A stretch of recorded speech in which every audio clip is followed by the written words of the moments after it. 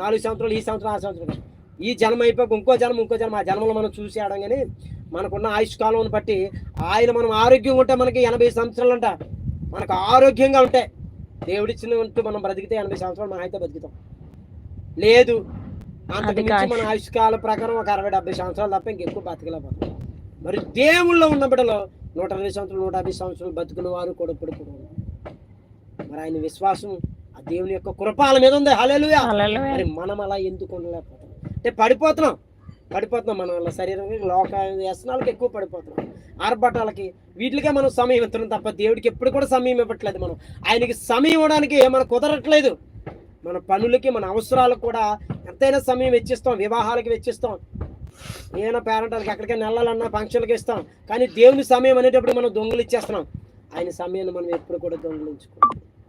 ప్రతి దానికి మనం లెక్క చెప్పాలంట. హల్లెలూయా.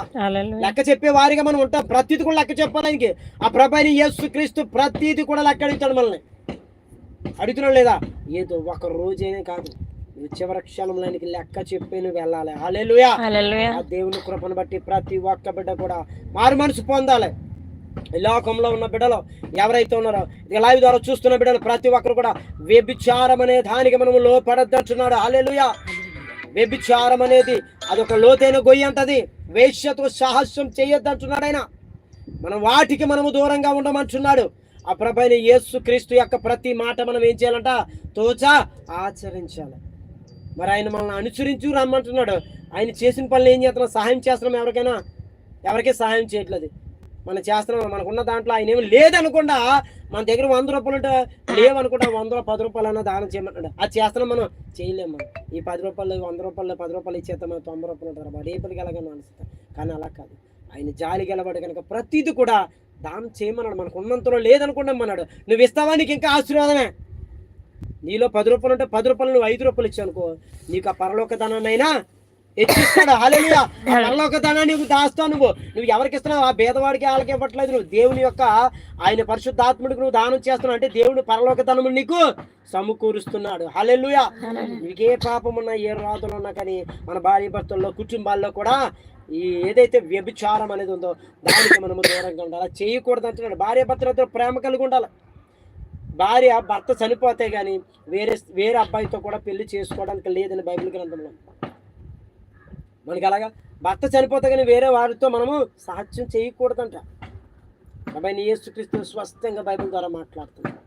ప్రతిదీ మనం గ్రహించలేదు. అయ్యో నాకు అందం ఉంది కదా ఇప్పుడు రేపు పొద్దుట నువ్వు లెక్క చెప్పాలి. దాని తగ్గ పాపము అనుభవిస్తావు నువ్వు. అది కూడా మనము మర్చిపోకూడదని చెప్తున్నాడు ప్రభువైన యేసుక్రీస్తు. ఆయన యందు మనం నిలకడగండి, ప్రార్థన చేస్తూ ప్రేమ కలిగి ఆయన మీద మనం ఉంటే మనకి ఏ శోధన రాదు, ఏ బాధలు రావు, ఏ బెంగలు ఉండవు. ఆ ప్రభువైన యేసుక్రీస్తు పరిశుద్ధాత్మ మనకి ఎప్పుడు కూడా తోడై ఉంటుందంట. హల్లెలూయా. హల్లెలూయా. లేవికాండం చూడు 18:20. 18:20 చూడండి సార్.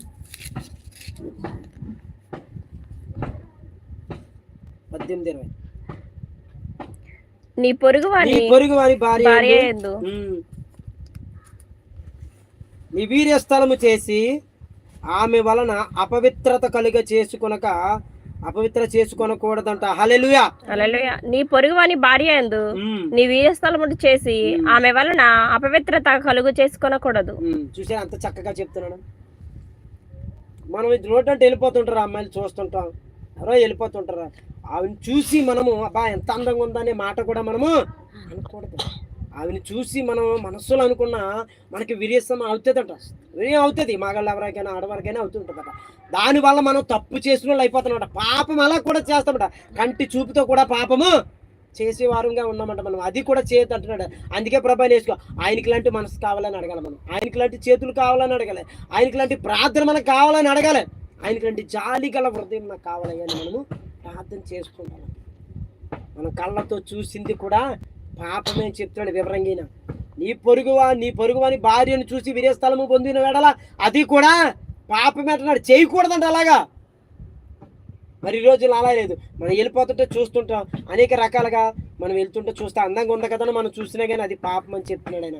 మన కళ్ళతో చూడొద్దు, పాపం చేయొద్దని వివరంగా చెప్తున్నాడు. ఈ వాక్య లేఖనం ద్వారా ప్రతిది కూడా మాట్లాడుతున్నాడు ఆయన. మరి మనం వింటున్నామా? మనం అదే చేస్తాం పదే. ఇప్పుడున్న యవనస్తులు అయితే ఏమైనా ఉండే, ఇప్పుడు మనం వృద్ధాప్యంలోకి వచ్చిన